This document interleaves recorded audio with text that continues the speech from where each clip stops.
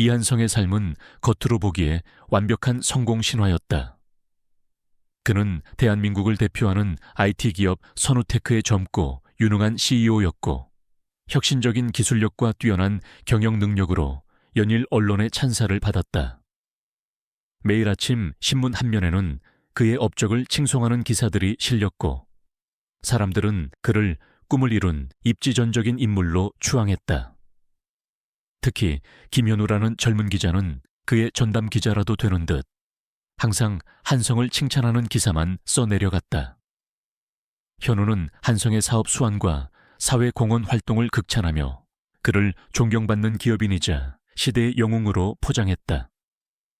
한성은 현우의 기사를 읽을 때마다 씁쓸한 미소를 지었다.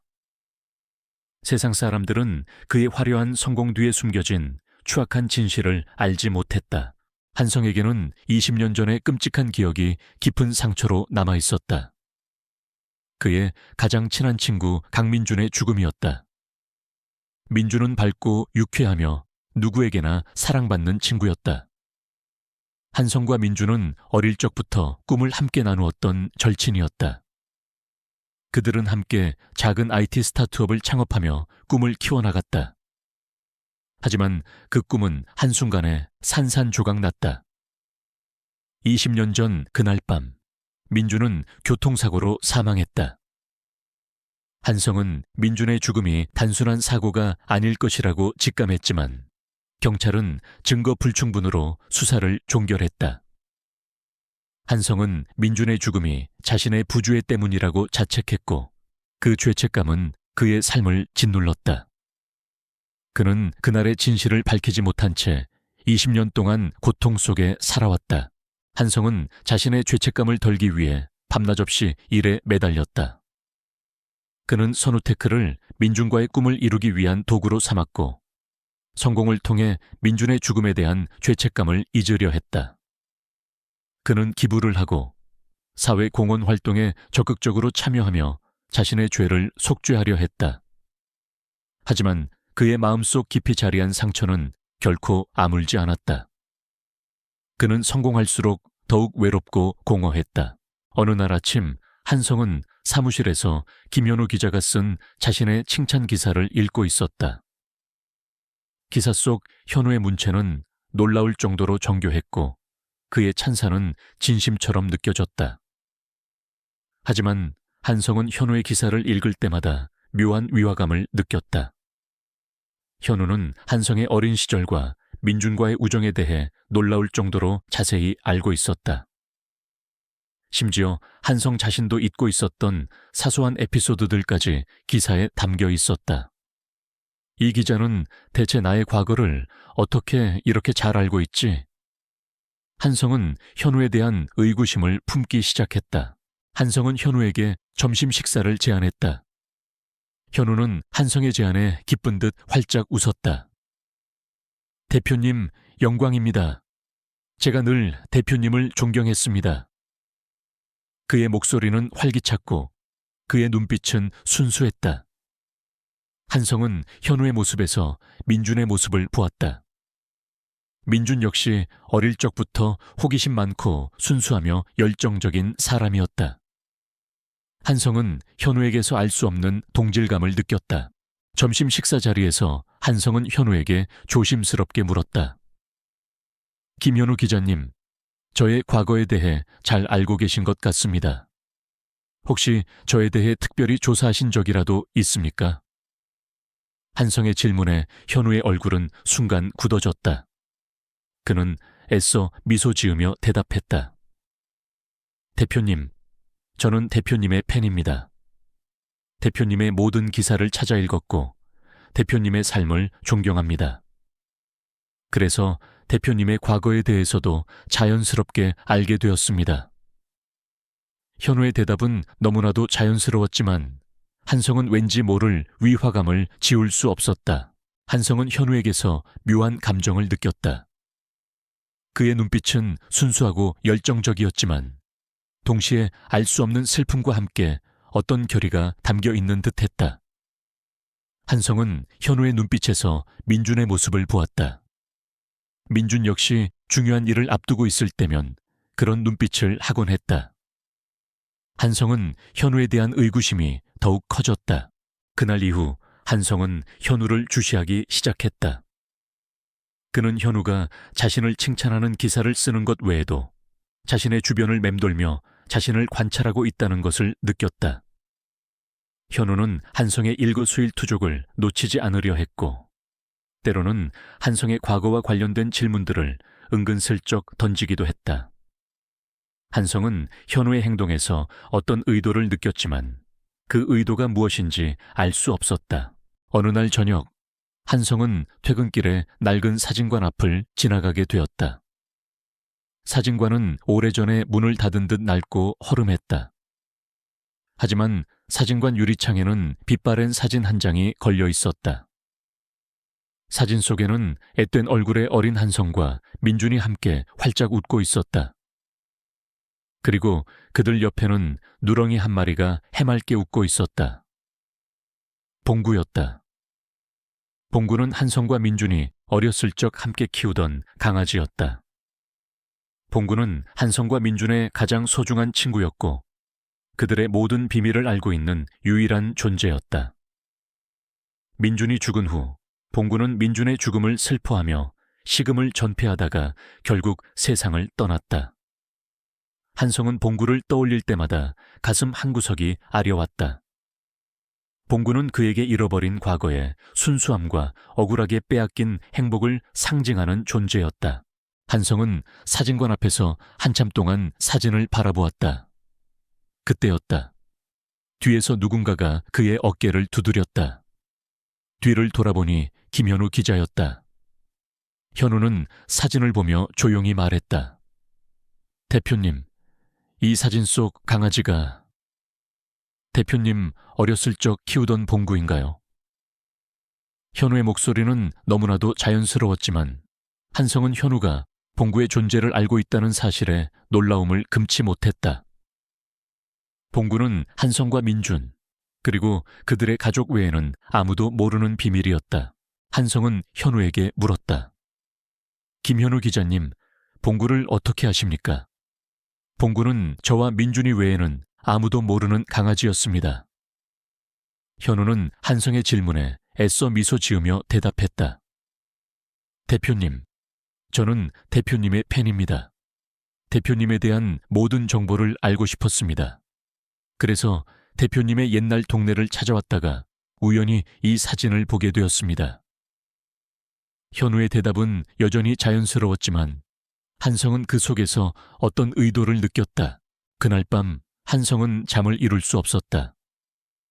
현우는 분명 민준과 관련된 어떤 비밀을 가지고 있었다. 현우가 민준의 아들이라는 사실이 그의 뇌리를 스쳤다. 설마 김현우 기자가 강민준의 아들이라고? 한성은 머리를 흔들었다. 말도 안 되는 생각이었다. 하지만 그의 마음 한구석에는 불안감이 고개를 들었다. 그는 20년 전 민준의 죽음이 단순한 사고가 아닐 것이라고 직감했다. 그리고 현우가 그 진실을 알고 있다면 한성은 자신의 오래된 앨범들을 뒤지기 시작했다. 앨범 속에는 민준과 함께 찍었던 수많은 사진들이 담겨 있었다. 어린 시절의 장난스러운 모습부터 함께 IT 스타트업을 창업하며 꿈을 키워나갔던 열정적인 모습까지. 사진 속 민준은 항상 밝게 웃고 있었다. 한성은 민준의 사진을 보며 눈물을 흘렸다. 앨범 가장 깊숙한 곳에서 한성은 빛바랜 사진 한 장을 발견했다. 사진 속에는 어린 민준과 함께 앳된 얼굴의 한 여인과 아이가 함께 찍혀 있었다. 그 아이는 민준을 쏙 빼닮아 있었다. 그리고 그 아이의 이름은 김현우라고 쓰여 있었다. 한성은 사진을 든 채 그 자리에 주저앉았다. 김현우, 강민준의 아들이었어. 그의 머릿속은 순식간에 새하얗게 변했다. 20년 전의 악몽이 마치 어제 일처럼 생생하게 되살아났다. 한성은 김현우 기자가 매일같이 자신을 칭찬하는 기사를 썼던 이유를 알게 되었다. 그것은 복수였다. 현우는 아버지의 죽음에 대한 진실을 밝히고 자신에게 복수하기 위해 의도적으로 접근했던 것이었다. 한성의 심장은 분노와 함께 배신감으로 활활 타올랐다.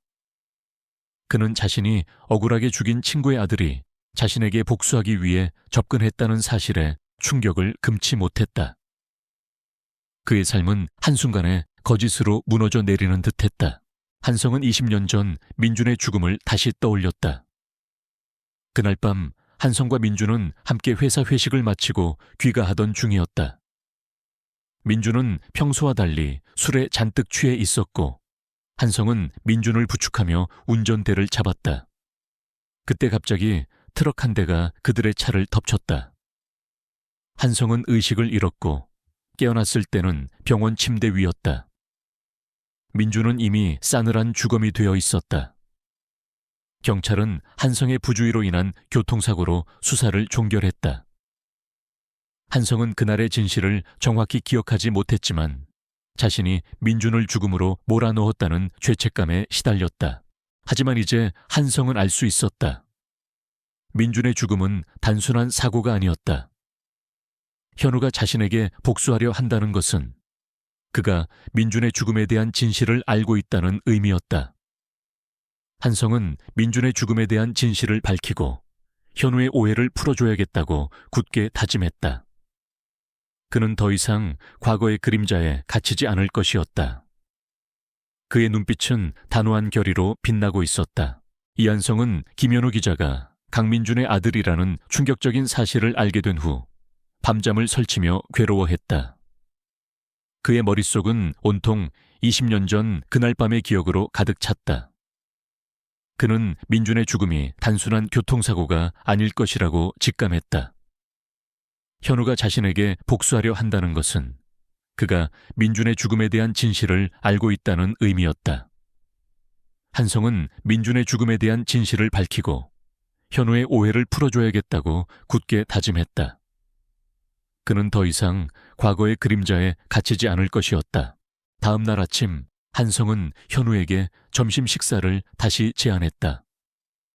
현우는 한성의 제안에 의아한 표정을 지었지만 이내 평소처럼 밝게 웃으며 수락했다.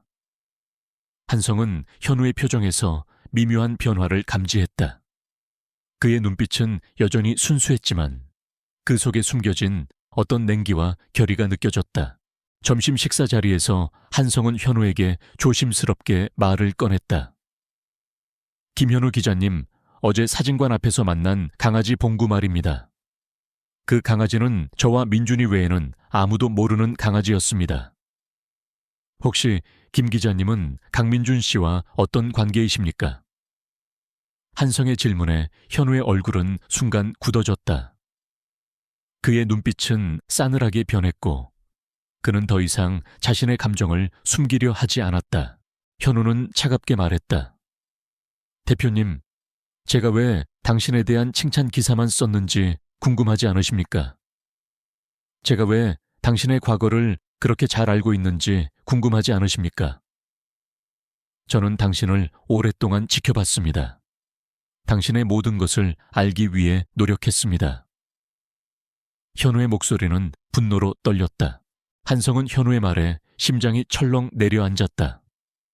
그렇다면 당신은 정말 민준의 아들이란 말입니까? 한성의 목소리도 떨렸다. 현우는 비릿하게 웃으며 고개를 끄덕였다. 네, 저는 강민준의 아들, 김현우입니다. 그리고 저는 당신이 제 아버지를 억울하게 죽였다는 사실을 밝히기 위해 이 자리에 왔습니다. 현우의 말은 비수처럼 한성의 가슴에 박혔다.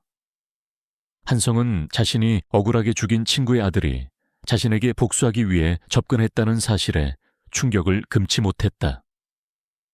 그의 삶은 한순간에 거짓으로 무너져 내리는 듯했다. 한성은 20년 전 민준의 죽음을 다시 떠올렸다. 그날 밤 한성과 민준은 함께 회사 회식을 마치고 귀가하던 중이었다. 민준은 평소와 달리 술에 잔뜩 취해 있었고 한성은 민준을 부축하며 운전대를 잡았다. 그때 갑자기 트럭 한 대가 그들의 차를 덮쳤다. 한성은 의식을 잃었고 깨어났을 때는 병원 침대 위였다. 민주는 이미 싸늘한 주검이 되어 있었다. 경찰은 한성의 부주의로 인한 교통사고로 수사를 종결했다. 한성은 그날의 진실을 정확히 기억하지 못했지만 자신이 민준을 죽음으로 몰아넣었다는 죄책감에 시달렸다. 현우는 한성의 얼굴을 똑바로 쳐다보며 말했다. 당신은 제 아버지를 죽였습니다. 그리고 그 죄를 숨긴 채 화려한 삶을 살아왔습니다. 저는 당신의 모든 것을 무너뜨릴 것입니다. 당신이 제 아버지에게 했던 것처럼 당신도 모든 것을 잃게 될 것입니다. 현우의 눈빛은 증오심으로 활활 타올랐다. 한성은 현우의 말을 듣고 고통스러운 표정을 지었다. 아니야, 현우야. 나는 민준이를 죽이지 않았어. 나는 그날의 진실을 정확히 기억하지 못해. 하지만 나는 민준이를 죽음으로 몰아넣지 않았어. 나는 누군가의 함정에 빠진 거야. 한성의 목소리는 간절했지만 현우는 그의 말을 믿지 않았다. 함정이라고요? 당신은 자신의 죄를 숨기기 위해 거짓말을 하고 있습니다. 저는 당신이 제 아버지에게 저지른 죄를 반드시 밝혀낼 것입니다. 현우는 자리에서 일어나 식당을 나섰다. 한성은 현우의 뒷모습을 보며 주저앉았다. 그의 심장은 고통에 몸부림쳤다. 그는 민준의 아들에게까지 오해를 받고 있다는 사실에 깊은 슬픔과 좌절감을 느꼈다. 그날 이후 현우는 더 이상 한성을 칭찬하는 기사를 쓰지 않았다. 오히려 그는 한성의 과거와 관련된 의혹들을 하나둘씩 제기하기 시작했다. 한성이 과거에 저질렀던 사소한 실수들, 그의 사업적인 약점들, 그리고 그의 불법적인 비자금 조성 의혹까지. 현우는 치밀하게 한성을 공격했다. 언론은 현우의 폭로 기사에 주목했고 한성의 이미지는 점차 추락하기 시작했다. 한성은 현우의 공격에 속수무책으로 당할 수밖에 없었다. 그의 명성은 순식간에 무너져 내렸고 선우테크의 주가는 폭락했다. 그는 자신의 모든 것을 잃을 위기에 처했다. 하지만 한성은 좌절하지 않았다. 그는 현우의 오해를 풀고 민준의 죽음에 대한 진실을 밝히는 것이 자신의 마지막 의무라고 믿었다. 한성은 20년 전 그날 밤의 기억을 되살리기 위해 모든 노력을 기울였다. 그는 최면 치료를 받고 당시 사고 현장을 다시 찾아가 기억의 조각들을 맞춰 나갔다. 그리고 그는 민준이 죽기 직전 자신에게 무언가를 건네주려 했다는 희미한 기억을 떠올렸다. 그것은 낡은 회중시계였다. 민준은 늘 그 회중시계를 지니고 다녔고 그 안에는 그의 가족 사진이 들어있었다. 한성은 민준의 회중시계를 찾아 나섰다. 그는 민준의 유품들을 보관하고 있던 창고를 뒤졌다. 창고는 오랫동안 버려진 듯 낡고 허름했다. 한성은 먼지를 뒤집어 쓴 채 쌓여있는 민준의 유품들을 하나하나 살폈다. 그리고 마침내 그는 낡은 상자 하나를 발견했다. 상자 안에는 빛바랜 사진첩과 함께 오래된 회중시계 하나가 들어있었다. 한성은 회중시계를 집어들고 뚜껑을 열었다. 회중시계 안에는 민준의 가족 사진이 들어있었다. 그리고 사진 뒤편에는 작은 글씨로 무언가가 쓰여 있었다. 현우야, 아빠는 너를 사랑한다. 그리고 이 시계 안에 진실이 담겨 있다. 한성의 손은 떨렸다. 회중시계 안에 진실이 담겨 있다니. 그는 조심스럽게 회중시계의 옆면을 살폈다. 그리고 회중시계 옆면에 숨겨진 작은 틈을 발견했다. 틈 안에는 아주 작은 USB 메모리 하나가 숨겨져 있었다. 한성은 USB 메모리를 컴퓨터에 연결했다.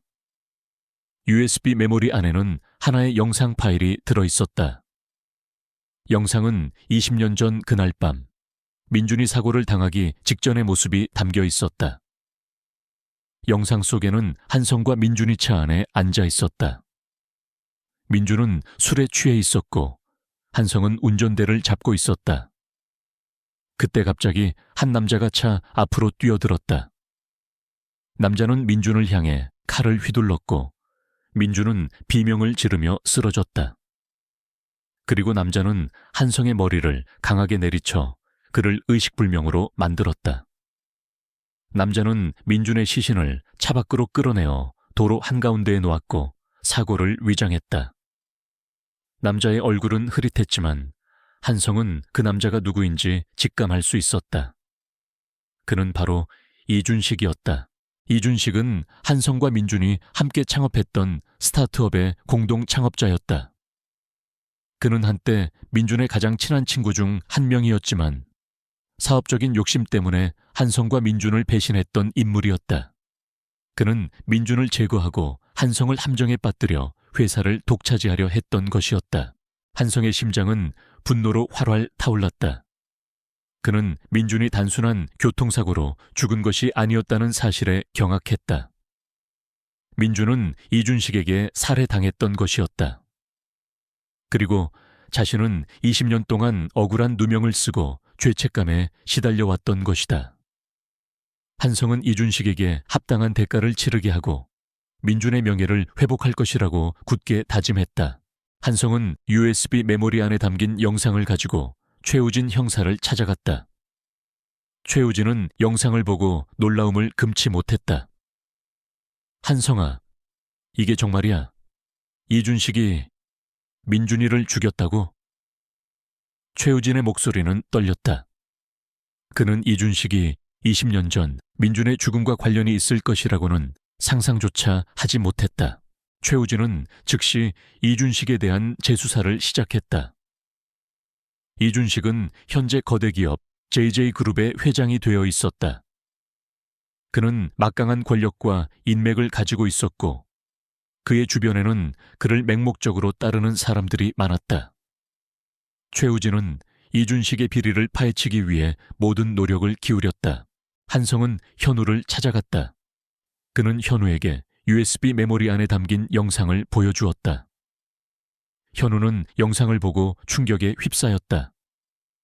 그의 아버지가 단순한 교통사고로 죽은 것이 아니라 이준식에게 살해당했다는 사실에 그는 경악했다. 현우의 얼굴은 창백하게 질려 있었고 그의 눈가는 붉게 충혈되어 있었다. 김현우 기자, 이제 아시겠습니까? 저는 당신 아버지를 죽이지 않았습니다. 진범은 이준식입니다. 당신은 저에게 복수하기 위해 저를 음해했지만 이제 진실이 밝혀졌습니다. 저는 당신의 아버지 강민준의 명예를 회복하고 이준식에게 합당한 대가를 치르게 할 것입니다. 한성의 목소리는 단호했다. 현우는 한성의 말에 오열했다. 그는 자신이 오랫동안 오해하고 증오했던 사람이 사실은 아버지의 억울함을 밝히기 위해 노력하고 있었다는 사실에 깊은 죄책감을 느꼈다. 그는 한성의 품에 안겨 흐느꼈다. 대표님, 죄송합니다.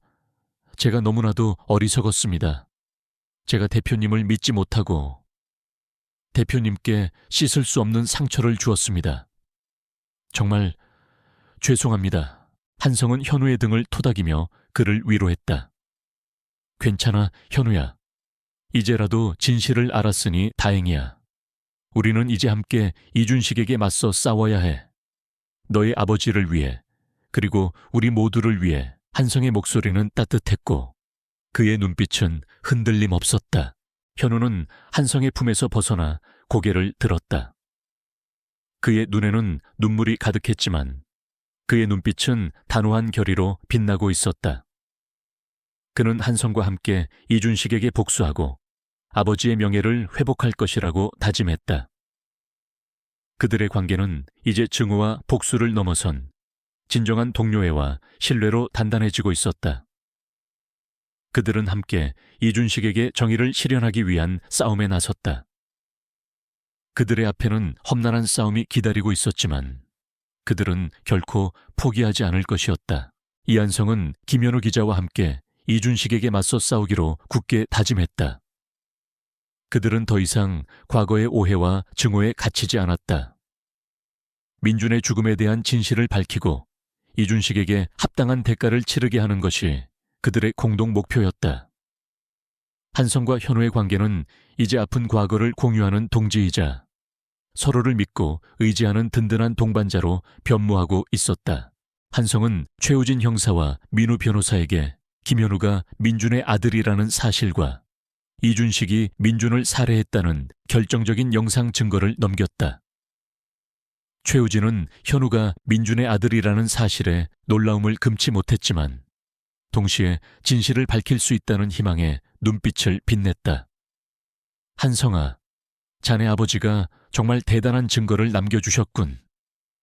이준식, 그놈을 반드시 잡고 말겠어. 최우진의 목소리는 분노로 떨렸다. 검찰은 최우진 형사가 가져온 새로운 증거들을 바탕으로 이준식에 대한 재수사를 시작했다. 이준식은 현재 거대 기업 JJ그룹의 회장이 되어 막강한 권력과 인맥을 가지고 있었다. 그는 자신의 권력을 이용해 검찰의 수사를 방해하려 했고 언론을 통해 한성과 현우를 음해하며 여론을 조작하려 했다. 하지만 이번에는 달랐다. 한성은 선우테크의 CEO로서 자신의 영향력을 발휘하여 이준식의 언론 플레이에 맞섰다. 그는 기자회견을 열어 이준식의 모든 비리를 폭로하고 민준의 죽음에 대한 진실을 낱낱이 공개했다. 기자회견에서 한성은 20년 전 민준의 죽음이 단순한 교통사고가 아니라 이준식에게 살해당한 것이었음을 밝혔다. 그는 민준이 죽기 직전 촬영된 영상 증거를 공개하며 이준식의 악행을 고발했다. 또한 그는 자신이 20년 동안 억울한 누명을 쓰고 죄책감에 시달려왔다는 사실을 고백하며 눈물을 흘렸다. 한성의 진심 어린 고백은 많은 이들의 마음을 움직였다. 언론은 한성의 기자회견에 주목했고 이준식의 이미지는 한순간에 추락했다. 현우는 기자회견장에 참석하여 한성의 곁을 지켰다. 그는 아버지의 죽음에 대한 진실이 밝혀지는 것을 보며 눈물을 흘렸다. 그는 오랫동안 오해하고 증오했던 한성에게 깊은 죄책감을 느꼈지만 동시에 한성의 용기와 정의로움에 감동했다. 현우는 기자회견이 끝난 후 한성에게 다가가 진심으로 사과했다. 대표님, 죄송합니다. 제가 대표님을 오해했습니다.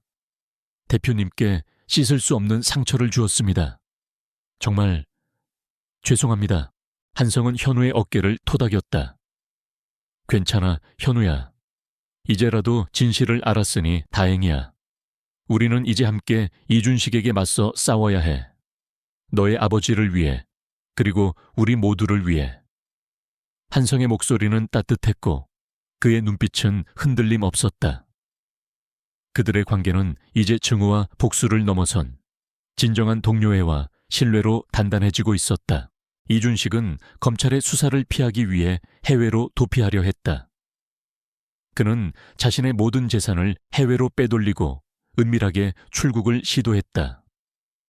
하지만 최우진 형사는 이준식의 모든 움직임을 주시하고 있었다. 그는 공항에서 이준식을 긴급 체포했다. 이준식은 자신의 몰락이 눈앞에 다가왔음을 직감했는지 경찰에게 격렬하게 저항했다. 하지만 그의 노력은 헛수고였다. 그는 결국 수갑을 차고 경찰서로 연행되었다. 이준식의 체포 소식은 전 국민을 열광시켰다. 언론은 연일 정의의 승리를 외쳤고 이준식은 희대의 악인으로 불리며 국민들의 비난을 한몸에 받았다. 한성과 현우는 언론의 스포트라이트를 받으며 정의로운 영웅으로 추앙받기 시작했다. 이준식의 재판은 치열하게 진행되었다. 민우 변호사는 한성과 현우가 제공한 모든 증거들을 바탕으로 이준식을 압박했다. 민준이 죽기 직전 촬영된 영상 증거, 이준식의 비리 장부, 그리고 이준식에게 피해를 입었던 수많은 증인들의 증언까지. 모든 증거들은 이준식의 죄를 명확하게 보여주었다. 이준식은 재판정에서 자신의 혐의를 끝까지 부인했지만 그의 변명은 아무런 설득력을 얻지 못했다. 재판 과정에서 이준식의 숨겨진 과거도 드러났다. 그는 어린 시절부터 뛰어난 머리와 야망을 가지고 있었지만 동시에 극심한 열등감과 피해의식에 시달렸다. 그는 가난한 집안에서 태어나 온갖 차별을 겪으며 자랐고 부유하고 유능한 사람들에게 깊은 증오심을 품게 되었다. 민주는 이준식의 재능을 알아봐주고 그에게 기회를 주었던 유일한 친구였지만 동시에 이준식에게 깊은 열등감을 안겨주기도 했다. 결국 이준식은 민준을 제거하고 한성을 함정에 빠뜨려 회사를 독차지하려 했던 것이었다. 그의 욕망은 그를 파멸로 이끌었다. 현우는 재판정에서 이준식의 과거를 들으며 복잡한 감정에 휩싸였다. 그는 이준식이 단순히 악마 같은 인물이 아니라 자신의 욕망과 열등감에 사로잡혀 파멸로 치달은 비극적인 존재임을 깨달았다. 하지만 현우는 이준식의 죄를 용서할 수 없었다. 그는 이준식이 자신의 죄에 대한 합당한 대가를 치러야 한다고 믿었다. 재판정에서 한성은 이준식을 향해 조용하지만 단호한 목소리로 말했다. 이준식 씨, 당신은 저의 가장 친한 친구를 죽이고 저에게 씻을 수 없는 상처를 주었습니다. 당신의 죄는 결코 용서받을 수 없습니다. 한성의 목소리는 떨렸지만 그의 눈빛은 흔들림 없었다. 결국 이준식은 모든 혐의가 인정되어 무기징역을 선고받았다. 그의 몰락은 우리 사회에 뿌리 깊게 박혀있던 부패한 권력의 민낯을 보여주었고 정의가 반드시 승리한다는 것을 보여주는 산증인이 되었다. 재판이 끝난 후 한성과 현우는 서로를 바라보며 조용히 미소 지었다. 그들은 함께 아픔을 극복하고 마침내 정의를 실현했다. 현우는 아버지 민준의 납골당을 찾았다. 그는 아버지의 사진 앞에서 무릎을 꿇고 눈물을 흘렸다. 아버지, 이제야 제가 아버지의 억울함을 풀어드렸습니다. 아버지는 살인자가 아니었습니다. 진범은 이준식이었습니다. 아버지는 영원히 저의 영웅입니다. 현우의 목소리는 흐느낌에 묻혀 알아들을 수 없었다. 그는 아버지의 명예가 회복되었다는 사실에 깊은 안도감을 느꼈다. 그때였다. 납골당 창밖으로 낡은 앨범 하나가 바람에 날려왔다.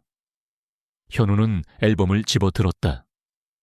앨범 속에는 어린 민준과 함께 앳된 얼굴의 한 여인과 아이가 함께 찍혀 있었다. 그 아이는 민준을 쏙 빼닮아 있었다.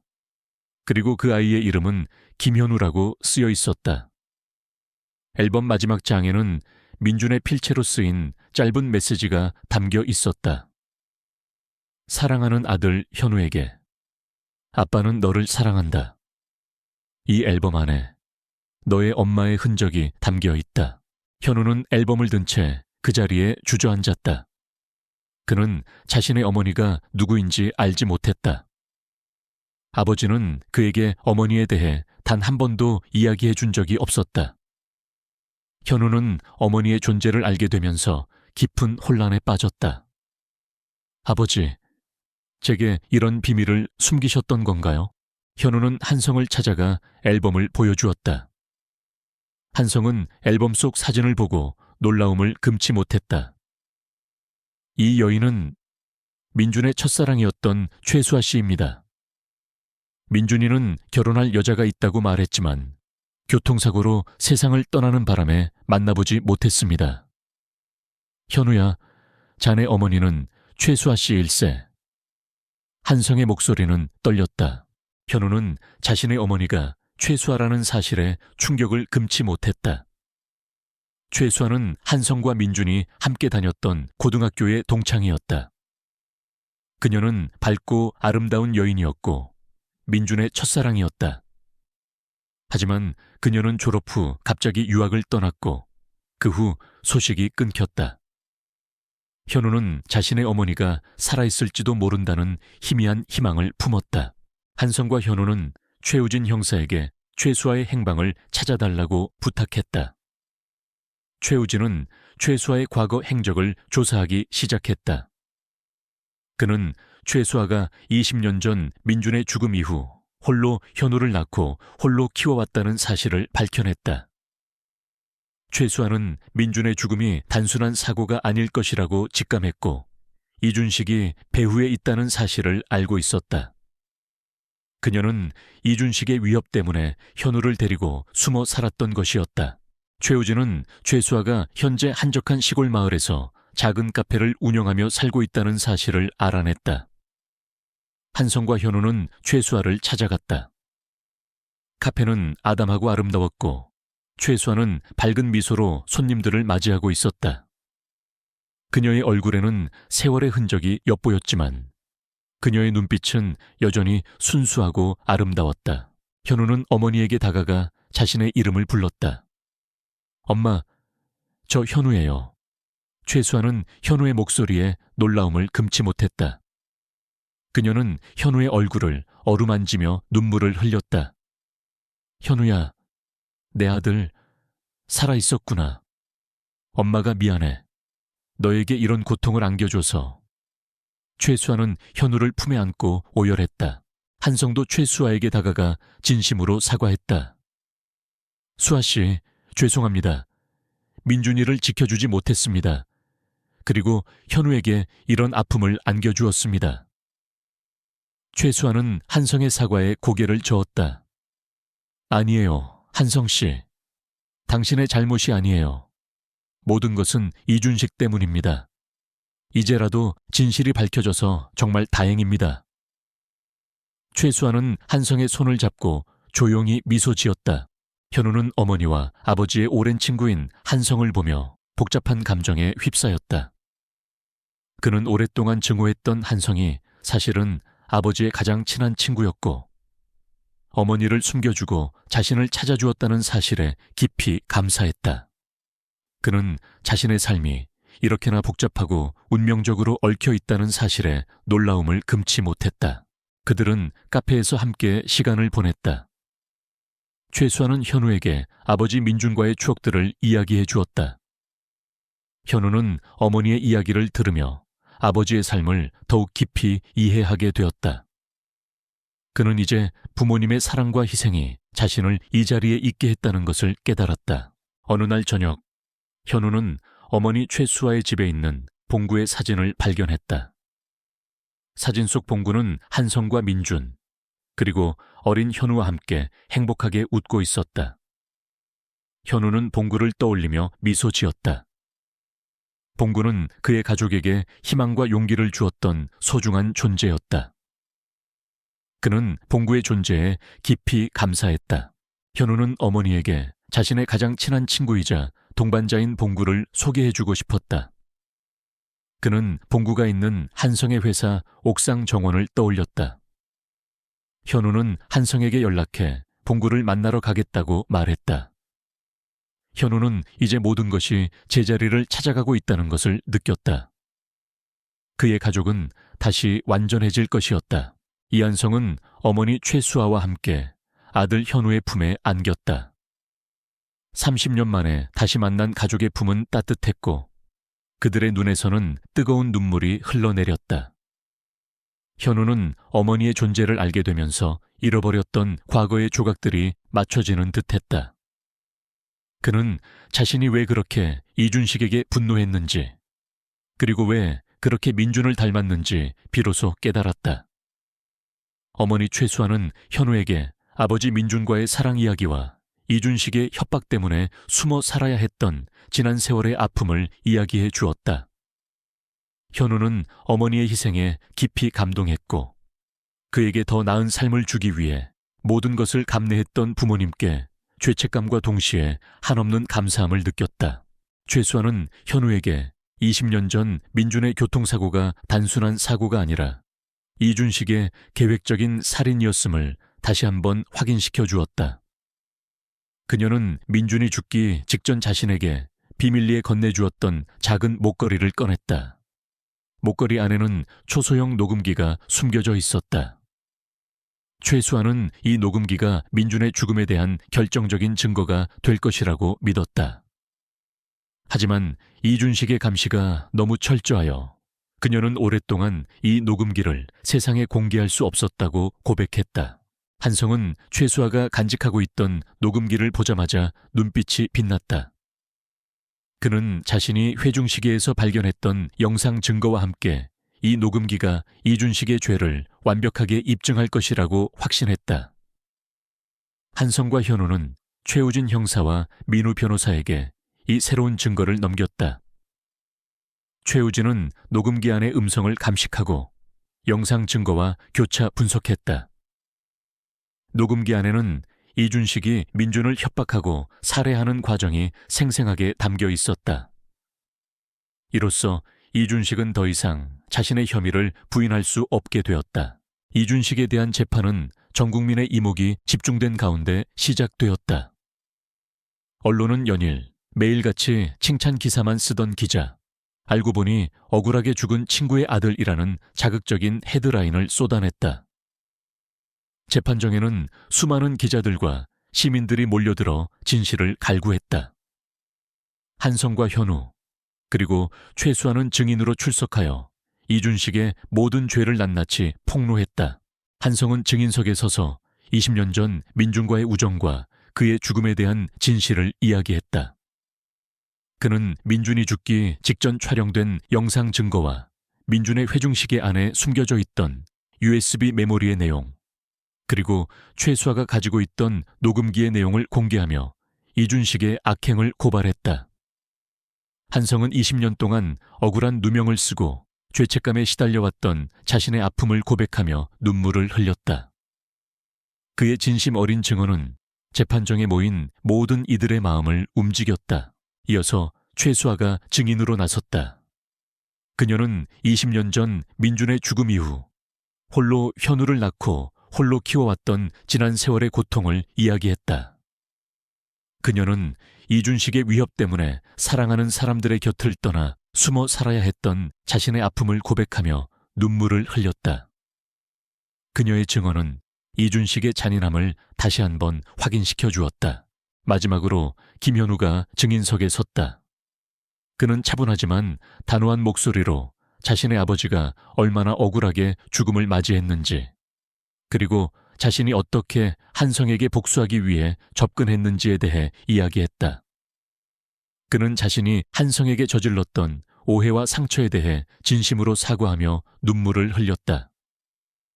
저는 어리석었습니다. 저는 진실을 알지 못했습니다. 이한성 대표님은 제 아버지의 가장 친한 친구였고 아버지의 억울함을 밝히기 위해 노력하셨습니다. 제가 대표님께 씻을 수 없는 상처를 드렸습니다. 진심으로 사과드립니다. 현우의 진심 어린 사과는 재판정에 모인 모든 이들에게 깊은 감동을 안겨주었다. 이준식은 재판정에서 자신의 혐의를 끝까지 부인했지만 너무나도 명백한 증거들과 증인들의 증언 앞에서 그의 변명은 아무런 설득력을 얻지 못했다. 그의 얼굴은 절망과 분노로 일그러져 있었고 그의 눈빛은 광기로 번뜩였다. 그는 자신의 몰락이 눈앞에 다가왔음을 직감했다.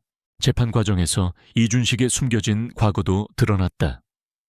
그는 어린 시절부터 뛰어난 머리와 야망을 가지고 있었지만 동시에 극심한 열등감과 피해의식에 시달렸다.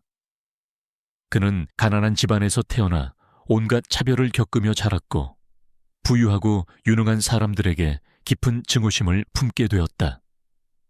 민주는 이준식의 재능을 알아봐주고 그에게 기회를 주었던 유일한 친구였지만 동시에 이준식에게 깊은 열등감을 안겨주기도 했다. 결국 이준식은 민준을 제거하고 한성을 함정에 빠뜨려 회사를 독차지하려 했던 것이었다. 그의 욕망은 그를 파멸로 이끌었다.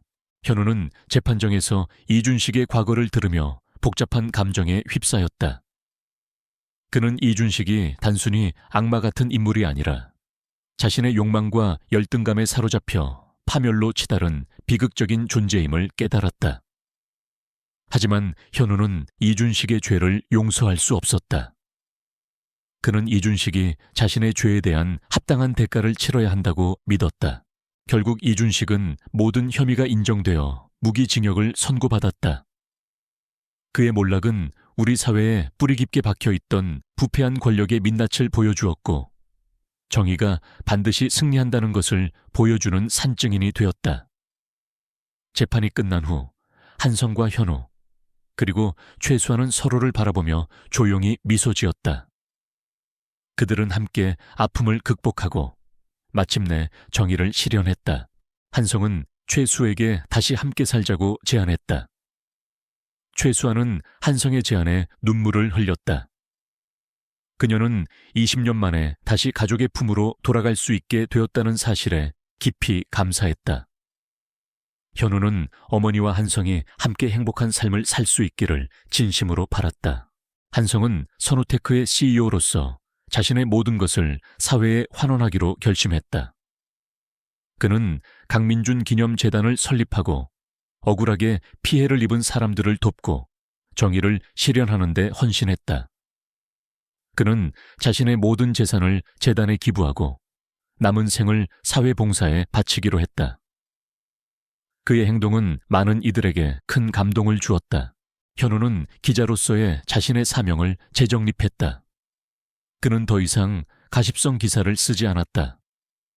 그는 오직 진실을 밝히고 사회의 어두운 이면을 비판하며 약자들의 목소리를 대변하는 데 헌신했다. 그는 정의로운 기자로 불리며 많은 이들에게 존경을 받았다. 최수아는 다시 그림을 그리기 시작했다. 그녀는 자신의 아픔과 치유의 과정을 그림으로 표현했다. 그녀의 그림은 이전보다 훨씬 더 깊은 감동과 메시지를 담고 있었다. 그녀는 그림을 통해 자신의 아픔을 극복하고 새로운 삶을 살아가는데 큰 위안을 얻었다. 그녀의 그림은 많은 사람들에게 위로와 희망을 주었다. 한성의 집에는 다시 봉구가 돌아왔다. 봉구는 한성과 현우, 그리고 최수아를 보자마자 꼬리를 흔들며 활짝 웃었다. 봉구는 20년 전 민준이 죽은 후 행방불명되었던 그 강아지였다.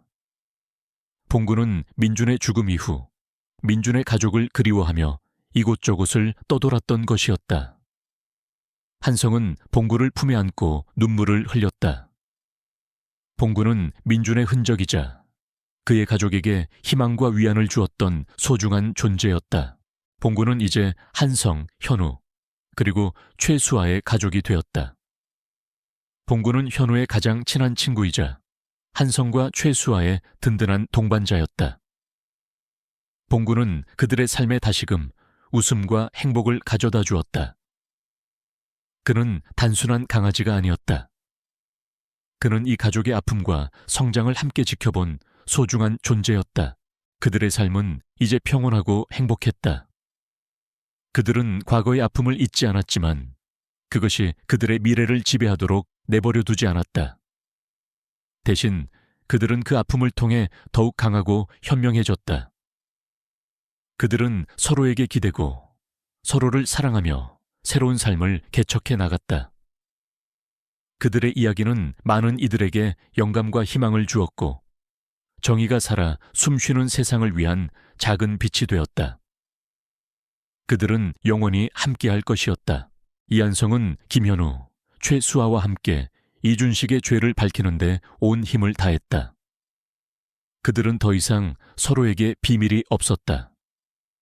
민준의 죽음에 대한 진실은 그들을 더욱 단단하게 묶어주었고 그들은 가족으로서 이준식에게 맞서 싸우기로 굳게 다짐했다.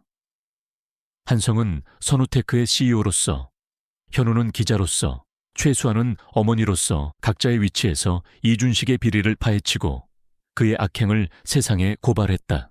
이준식은 한성과 현우의 끈질긴 추적에 궁지에 몰리기 시작했다. 그는 언론을 통해 한성과 현우를 음해하고 그들의 주장이 거짓이라고 주장하며 여론을 호도하려 했다. 그는 자신의 권력과 인맥을 동원하여 검찰의 수사를 방해하고 증거를 인멸하려 애썼다. 그의 행동은 점점 더 악랄해졌다. 그는 한성과 현우에게 직접적으로 위협을 가하기 시작했다. 그들의 사무실에는 협박 전화와 메시지가 쏟아졌고 그들의 집 주변에는 의문의 차량이 서성였다. 어느 날 저녁 한성은 퇴근길에 의문의 남자들에게 습격을 당했다. 남자들은 한성을 납치하려 했지만 한성은 필사적으로 저항했다. 그때였다. 한 남자가 나타나 한성을 구했다. 그는 다름 아닌 최우진 형사였다. 최우진은 한성의 안전을 걱정하여 몰래 그를 미행하고 있었다. 최우진은 남자들과 격렬하게 몸싸움을 벌였고 그 과정에서 심한 부상을 입었다. 한성은 최우진의 희생에 놀라움과 함께 깊은 감동을 느꼈다. 최우진은 자신의 목숨을 걸고 한성을 지킨 것이었다. 한성은 최우진을 병원으로 옮겼다. 최우진은 의식이 돌아온 후에도 한성의 안전을 먼저 걱정했다. 한성아, 괜찮으냐? 다친 곳은 없느냐? 최우진의 진심 어린 걱정에 한성은 눈물을 흘렸다. 형사님, 정말 고맙습니다. 형사님 아니었으면 큰일 날 뻔했습니다. 한성의 목소리는 떨렸다. 최우진의 부상 소식은 언론에 보도되었고 이준식 측의 비열한 행위가 다시 한번 세상에 알려졌다. 여론은 이준식에게 더욱 싸늘하게 변했고 그에게 대한 비난의 목소리는 더욱 거세졌다. 검찰은 이준식에게 살인교사 혐의를 추가하고 그의 모든 비리를 철저히 수사했다. 한성은 최우진이 병원에 입원해 있는 동안 이준식의 비리를 밝힐 결정적인 증거를 찾아 나섰다. 그는 이준식이 운영하는 JJ그룹의 모든 사업들을 다시 검토했다.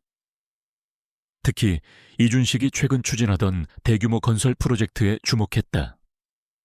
그는 그 프로젝트가 단순한 건설 사업이 아니라 이준식의 비자금 조성 및 재산 은닉과 관련된 프로젝트일 것이라고 직감했다.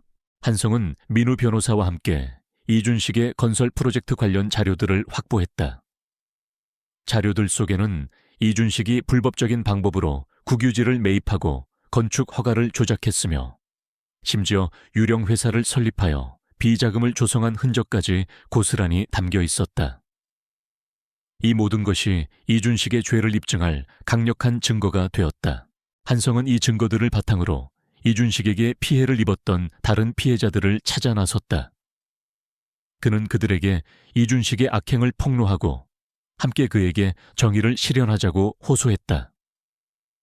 처음에는 대부분의 피해자들이 보복이 두려워 망설였지만 한성과 현우, 최수아의 진심 어린 호소와 용기에 감동하여 하나둘씩 동참하기 시작했다. 그들은 미연에게 박동철에게 피해를 입었던 다른 피해자들과 비슷한 상황에 처해 있었다. 현우는 기자로서 이준식의 비리를 낱낱이 파헤쳤다. 그는 자신의 기사를 통해 이준식의 모든 악행을 세상에 고발하고 피해자들의 억울함을 알렸다. 그의 기사는 국민들의 분노를 불러일으켰고 이준식에 대한 처벌을 요구하는 목소리가 더욱 커졌다. 최수아는 아들 현우의 곁을 지키며 그에게 힘을 불어넣어 주었다.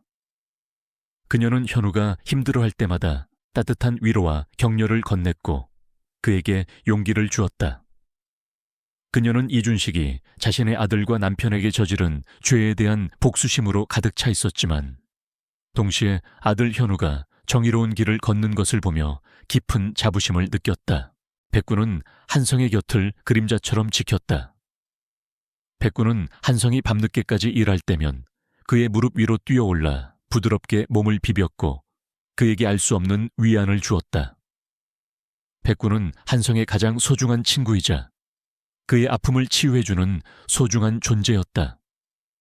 백구는 이 가족의 아픔과 성장을 함께 지켜본 소중한 존재였다. 이준식의 재판은 치열하게 진행되었다.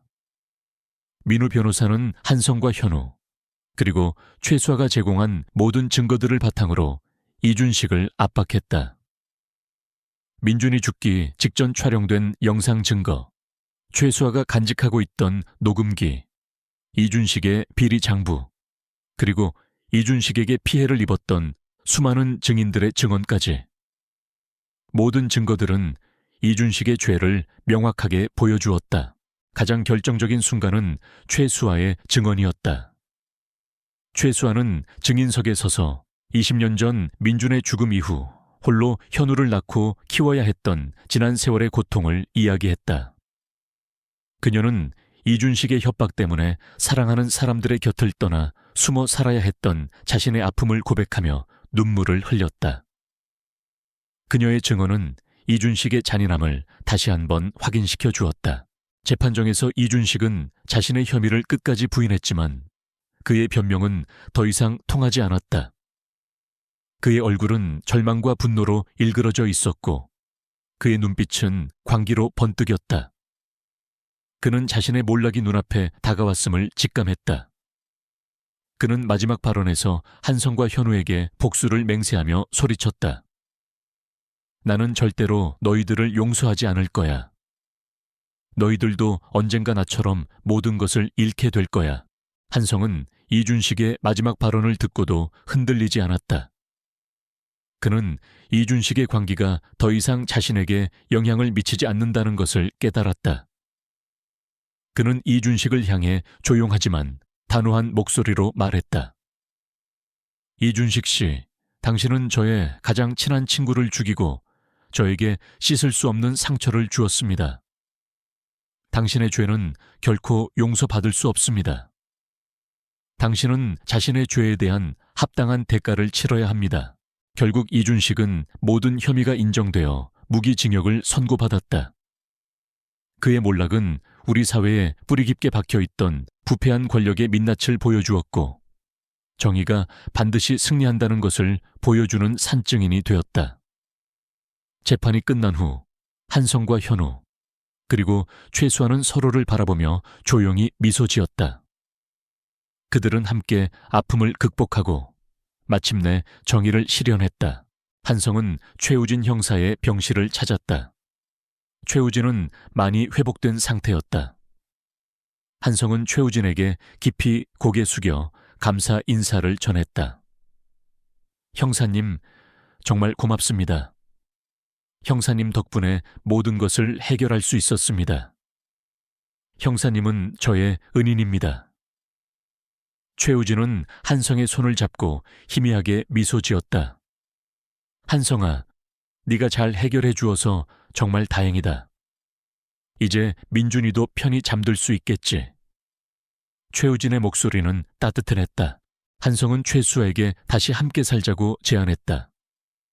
최수아는 한성의 제안에 눈물을 흘렸다. 그녀는 20년 만에 다시 가족의 품으로 돌아갈 수 있게 되었다는 사실에 깊이 감사했다. 현우는 어머니와 한성이 함께 행복한 삶을 살 수 있기를 진심으로 바랐다. 그들의 가족은 이제 다시 완전해질 것이었다. 현우는 아버지 민준의 납골당을 다시 찾았다. 그는 아버지의 사진 앞에서 무릎을 꿇고 눈물을 흘렸다. 아버지, 이제야 제가 아버지의 억울함을 풀어드렸습니다. 아버지는 살인자가 아니었습니다. 진범은 이준식이었습니다. 아버지는 영원히 저의 영웅입니다. 현우의 목소리는 흐느낌에 묻혀 알아들을 수 없었다. 그는 아버지의 명예가 회복되었다는 사실에 깊은 안도감을 느꼈다. 그때였다.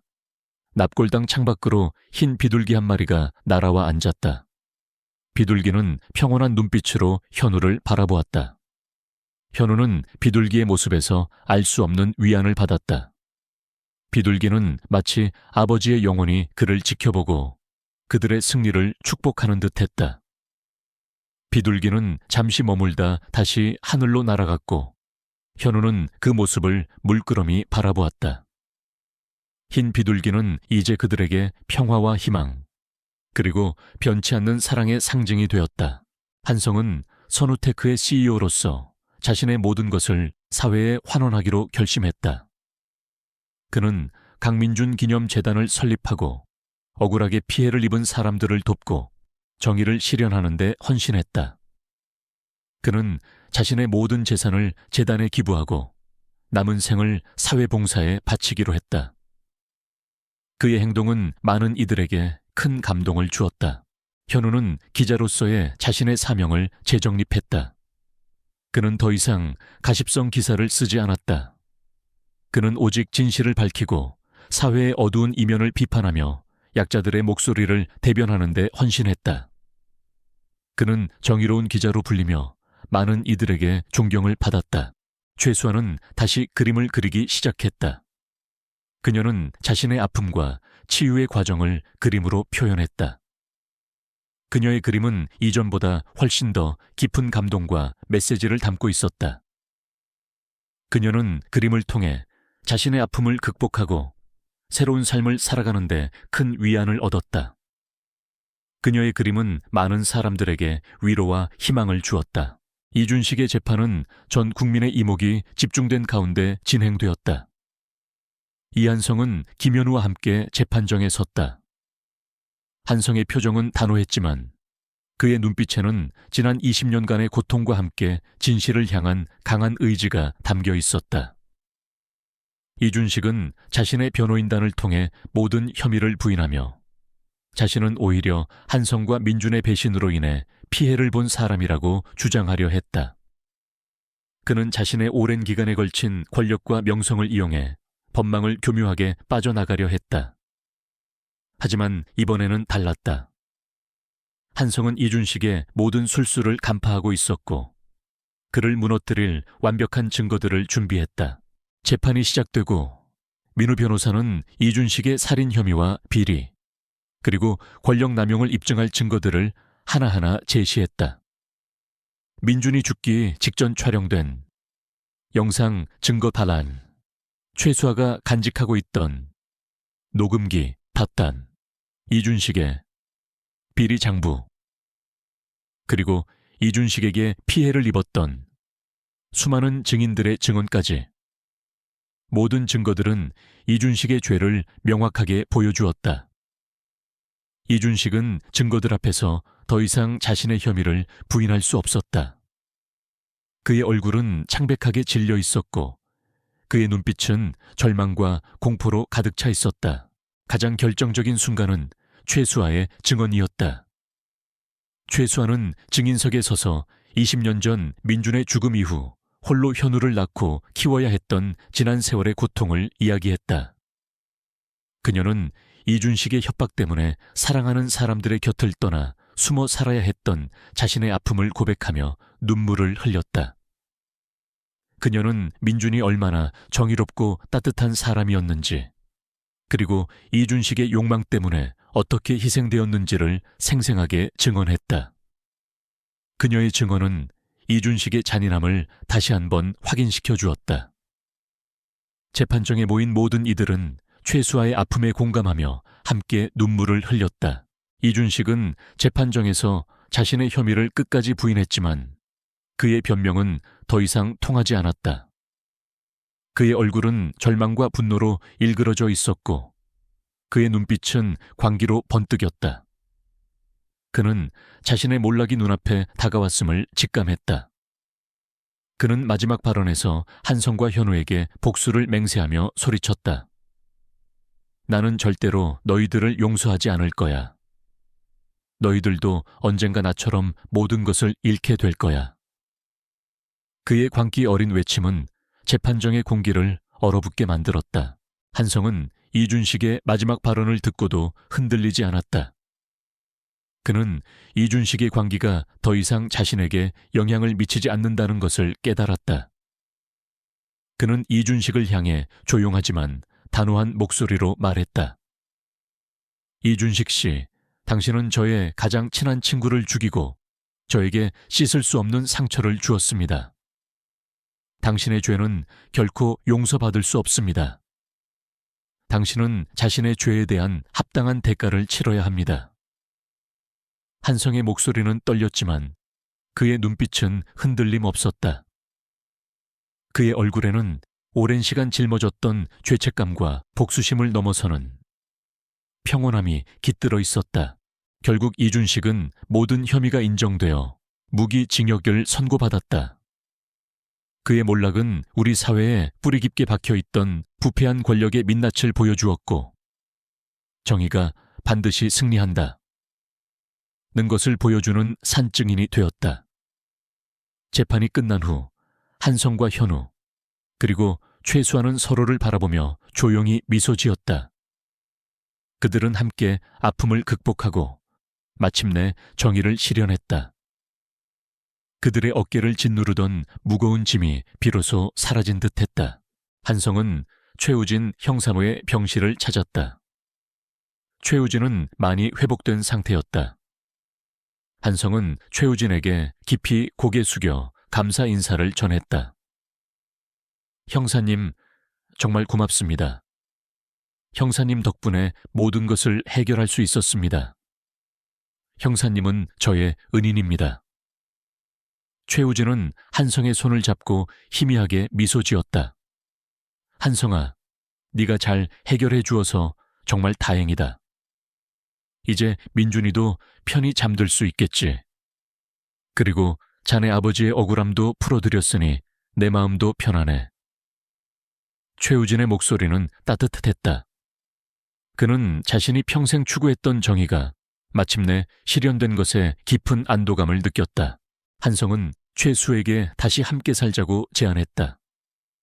최수아는 한성의 제안에 눈물을 흘렸다. 그녀는 20년 만에 다시 가족의 품으로 돌아갈 수 있게 되었다는 사실에 깊이 감사했다. 현우는 어머니와 한성이 함께 행복한 삶을 살 수 있기를 진심으로 바랐다. 그들의 가족은 이제 다시 완전해질 것이었다. 과거의 비극이 새로운 인연을 맺어준 셈이었다. 현우는 아버지 민준의 납골당을 다시 찾았다.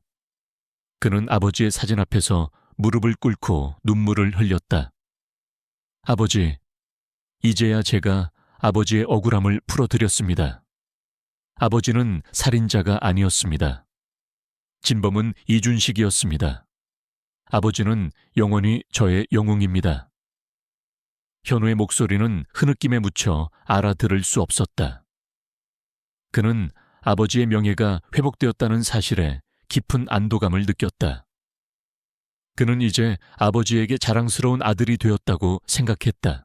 그때였다. 납골당 창밖으로 흰 비둘기 한 마리가 날아와 앉았다. 비둘기는 평온한 눈빛으로 현우를 바라보았다. 현우는 비둘기의 모습에서 알 수 없는 위안을 받았다.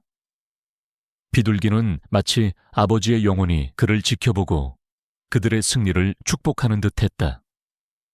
비둘기는 잠시 머물다 다시 하늘로 날아갔고 현우는 그 모습을 물끄러미 바라보았다. 흰 비둘기는 이제 그들에게 평화와 희망, 그리고 변치 않는 사랑의 상징이 되었다.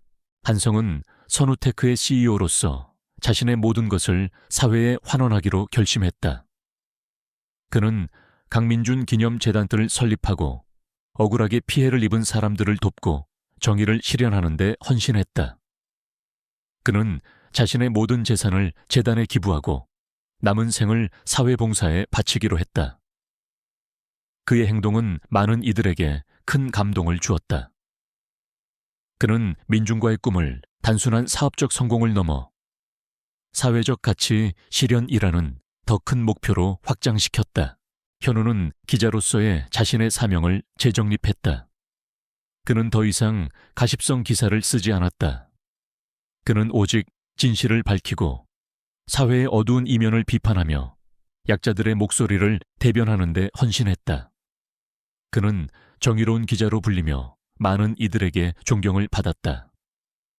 그의 기사는 항상 날카롭고 진실했으며 사회에 긍정적인 변화를 가져왔다. 최수아는 다시 그림을 그리기 시작했다.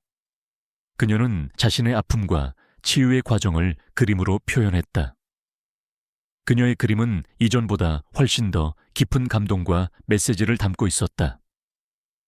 그녀는 그림을 통해 자신의 아픔을 극복하고 새로운 삶을 살아가는데 큰 위안을 얻었다. 그녀의 그림은 많은 사람들에게 위로와 희망을 주었다. 그녀는 희망을 그리는 화가로 불리며 새로운 삶을 살아가기 시작했다.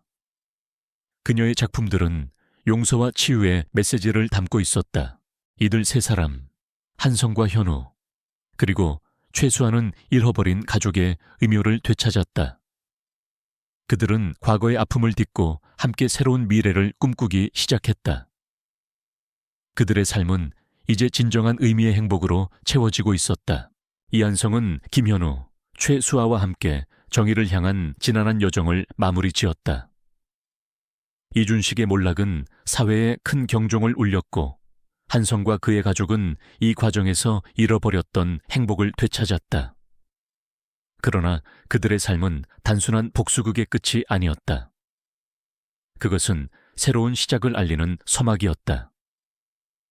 과거의 상처는 여전히 존재했지만 그들은 그 아픔을 통해 더욱 단단하고 성숙해졌다.